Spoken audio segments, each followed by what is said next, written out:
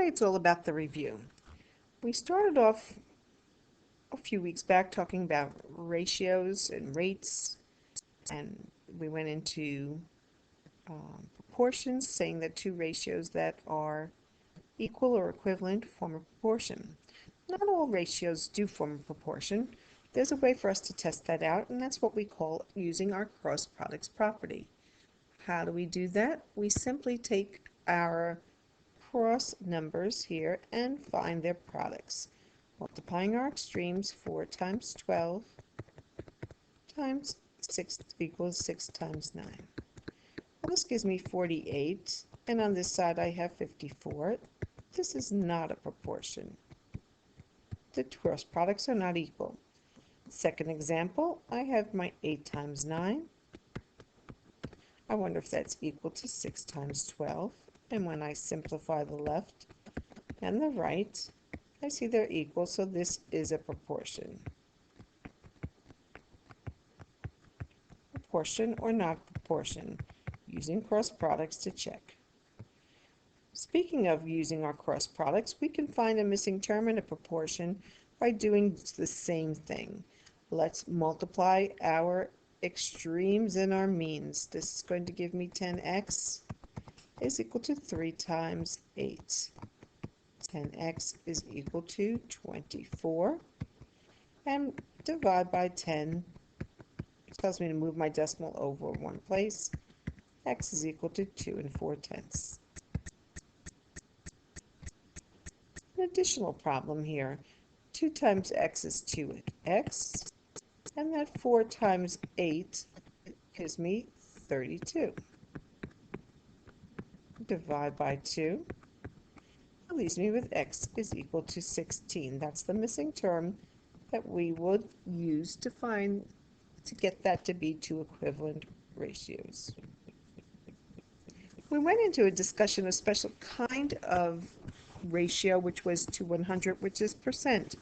And we talked about percent applications, and we found we could find a part, a total, or a percent. And then we did something specific called finding percent change. Are the numbers changing to go higher or lower? 25 to 15 is telling me that I'm going to get a percent decrease. I need to calculate that percent decrease now. It was a simple setup of find the change, which means subtract, always over the base, which is our starting amount. We're going to simplify.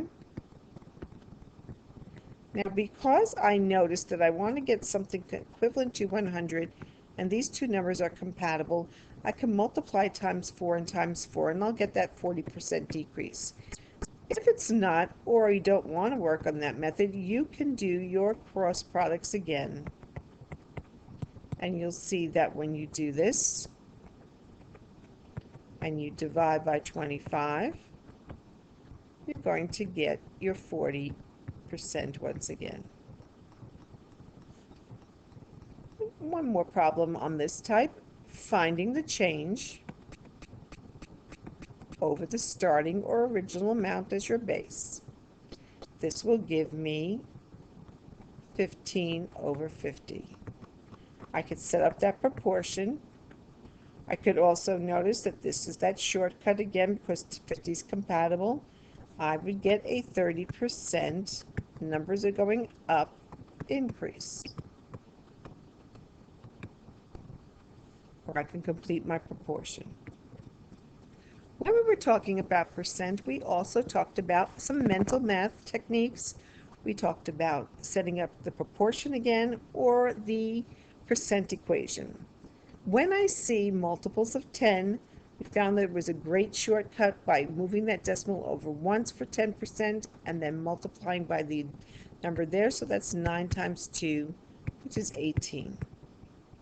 However, if I wanted to set this up as an equation, I'd convert this to its decimal and multiply by the 90 to get that value of x that I'm looking for. And I'd multiply to get the answer. Third method, since I'll show you all three, 20 over 100, and set up that proportion, part to total. What do I do next? Cross multiply.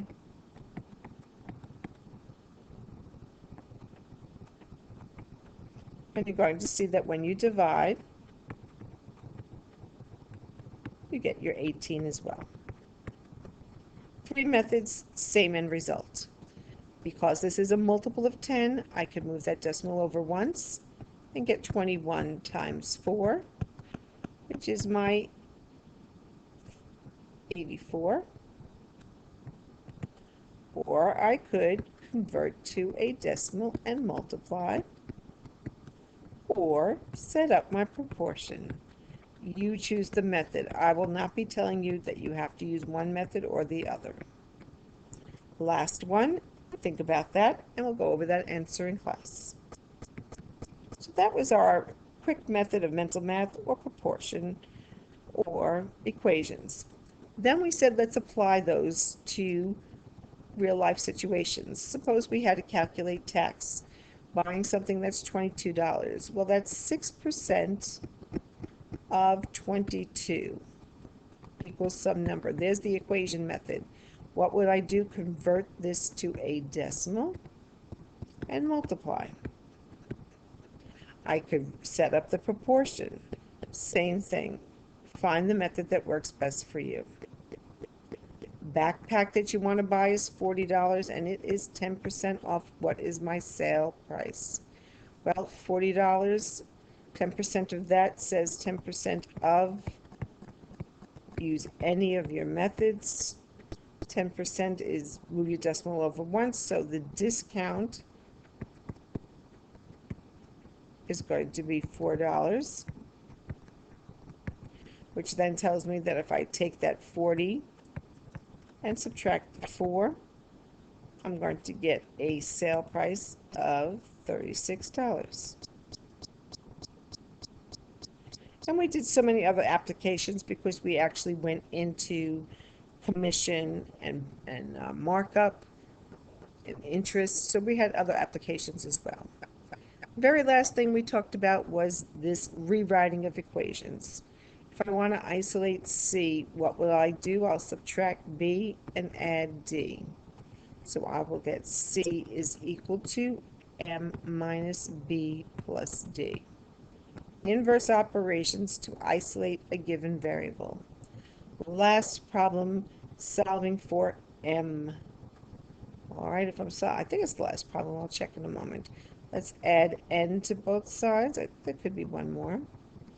I have 2M is equal to P plus N, and divide by 2. Final answer. Oh, there is one more. I thought so. M is equal to P plus N over 2. Now our last problem. Let's solve for N. We'll start by subtracting 3C. I now have negative N is equal to M minus 3C. You know we don't want to solve for negative N, so our process here would be to divide everything by negative 1. My final answer will be N is equal to, it just changes all my signs. And there we have it. And we did others more complex than this. And that's our review.